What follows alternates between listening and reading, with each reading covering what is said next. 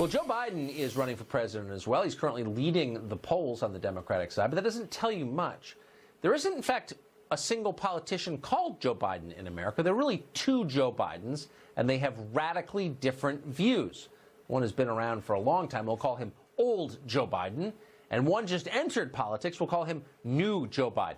So New Joe Biden is the one running for president right now, and that's too bad because Old Joe Biden had something going for him. Old Joe Biden, for example, believed that executing terrorists and mass murderers probably not a bad idea.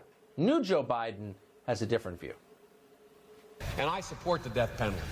The Biden crime bill is the only reason why, if McVeigh is convicted in Oklahoma, he'd get put to death. The Biden crime bill. I wrote the law. By the way, congratulations to you all ending the death penalty here. Old Joe Biden cared about protecting America in a lot of different ways, including from dangerous drugs and the people who sold them. Drugs kill a lot of people in this country. New Joe Biden doesn't care at all, even though America is now in the worst drug epidemic it's ever seen. We must hold drug users and traffickers accountable for their crimes.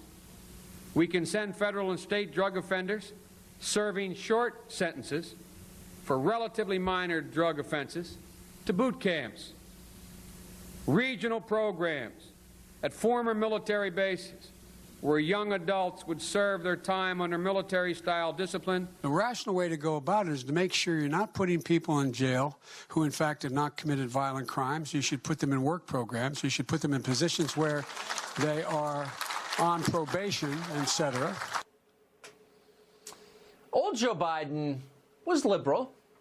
He was not a conservative or anything, and he was for legal abortion most of the time.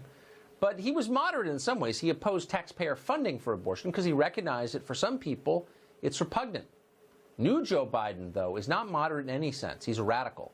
He wants taxpayers to cover abortions that can take place all the way to the moment of birth. Biden voted in 1977 and again in 1981 to end federal funding for abortion for victims of rape and incest. In 1994, he wrote to a constituent, quote, "The government should not tell those with strong convictions against abortion, such as you and I, that we must pay for them." He supported the Hyde Amendment since its passage in 1976. Last night, he changed his tune. If I believe health care is a right, as I do, I can no longer support an amendment that makes that right dependent on someone's zip code. New Joe Biden is better than Old Joe Biden in one way, probably only just one way.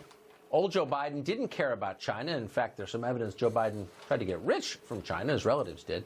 New Joe Biden at least pretends that he worries a little bit about China, sometimes. China is going to eat our lunch? Come on, man. They're not bad folks, but guess what? They're not competition for us. While Trump is tweeting, China is making massive investments in new technologies, in artificial intelligence. You bet I'm worried about China. When it comes to taking on China first, let's invest in America. So good for New Joe Biden for recognizing the China threat, or at least mouthing the words. But in almost every other way, the new Joe Biden is far inferior to the Joe Biden that came before.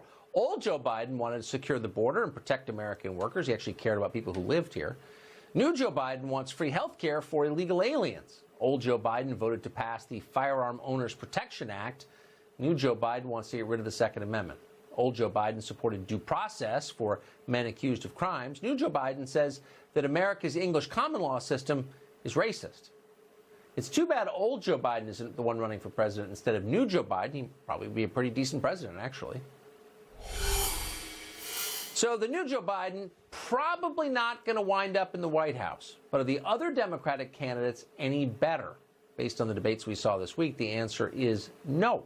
The Democratic field appears to be trapped in an alternate reality where American voters want to give all of their wealth to the world's poor while getting lectures about how they're racist and evil. The actual American electorate, by the way, is less excited about those ideas. If nothing changes, the Democratic Party will lose once again. Robert Petito is an attorney.